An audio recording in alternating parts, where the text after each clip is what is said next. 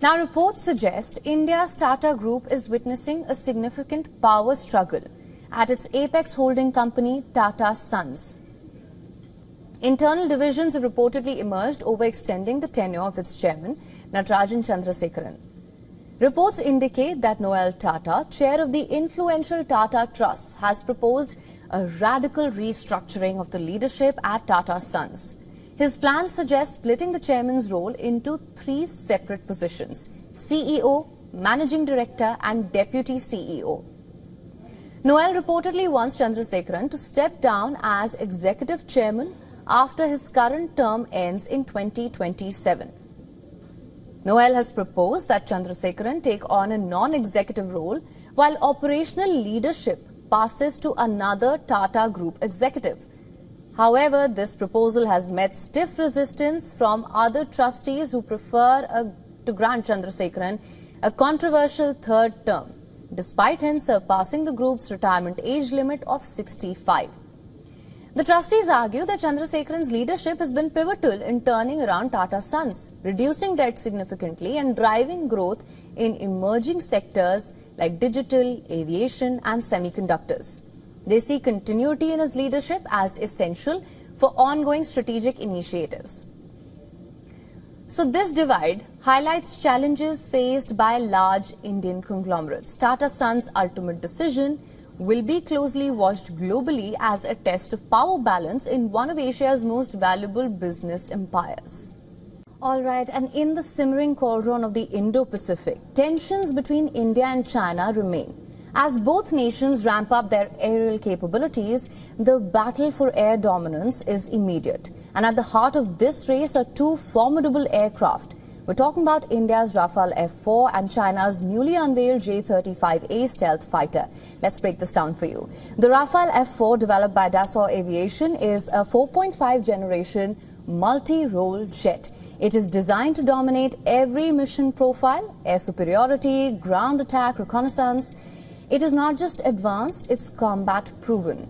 With a combat radius of 1,850 kilometers and speeds over Mach 1.8, the Rafale gives pilots both reach and response when every second counts.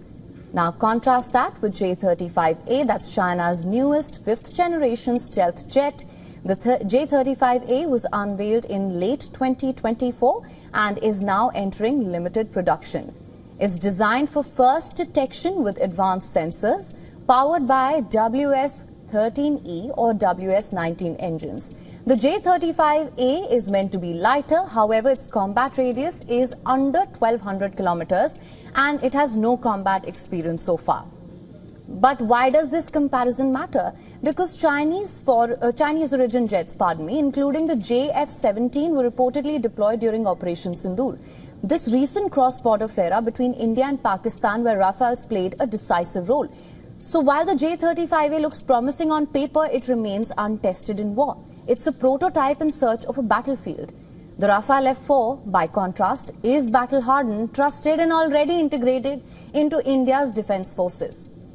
So in this chessboard of the Indo-Pacific, where every move counts, India's decision to back the Rafale is not just about technology, it's about strategic preparedness. All right, and there's an interesting development, a result of Marco Rubio's recent visit to Qatar. Qatar and the United States seem to be close to finalizing a major defense cooperation agreement. Marco Rubio announced it himself. The timing could hardly be more telling. You may recall what happened on this day last week. A targeted Israeli strike in Doha aimed to wipe out Hamas leadership on Qatari soil. Naturally, it rattled one of Washington's most valuable partners in the Gulf. So why does it matter? First, let me be clear. The deal is close to being finalized. It hasn't been finalized yet. Now back to the question. Why does it matter? Because Qatar is not just another Gulf state, it is home to the largest US air base outside of the United States. We're talking of a player trusted enough to shuttle between Hamas and Israel since the Gaza war began in 2023.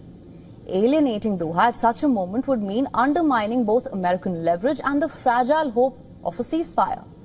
Speaking en route Doha, Rubio said there's a very short window of time in which a deal could happen.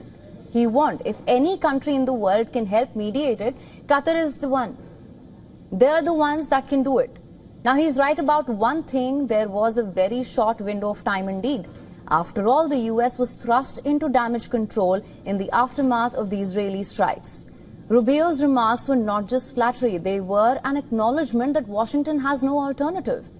He's revealed the US and Qatar are now on the verge of finalizing an enhanced defense cooperation agreement, a deal that suddenly looks less like a policy choice and more like a political necessity. So while Doha denounces but does not disengage, the US swoops in. Qatar reacted furiously to the Israeli strike, branding it cowardly, treacherous, and yet in the same breath, Doha vowed to keep mediating between sworn enemies. In other words, Qatar scolded but did not sulk, at least not enough to pull out of this delicate equation. The message was clear: it will not let Israel's strike derail its diplomatic role. As one would imagine, for Washington, this was a relief. During his May visit, Donald Trump had pledged to defend Qatar in case of an attack.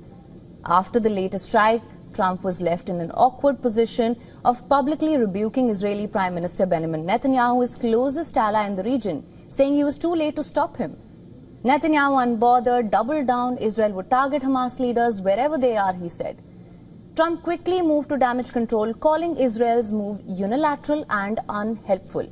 He hastily arranged a meeting with Qatar's Prime Minister in New York. His words were carefully chosen, almost conciliatory.